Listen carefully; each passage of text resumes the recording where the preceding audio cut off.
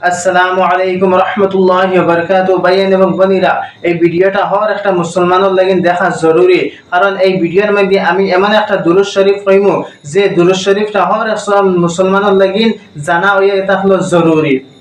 দেখো, একটা দুরূদ শরীফ আছে যে দুরূদ শরীফটা যদি কোনো মানুষে জুমার দিন আসরের নামাজ পড়ে জাগাত বইয়া ৮০ বার পড়ে যদি, তাহলে আল্লাহ তাআলা এই মানুষের ৮০ বছরের গুনাহ মাফ করিয়া দিলে। लेकिन এই দুরূদ শরীফটা দেখো আপনারা আল্লাহুম্মা সাল্লি আলা মুহাম্মাদিন নবিয়্যিল উম্মি ওয়া আলা আলিহি ওয়া সাল্লিম। দেখো আল্লাহ নবী ফরমাইছেন যে মানুষে জুমার দিন আসরের নামাজ পড়ে জাগাত বসিয়া এই দুরূদ শরীফটা ৮০ বার পড়িব, তার ৮০ বছরের গুনাহে আল্লাহ তাআলা মাফ করিয়া দিলেন।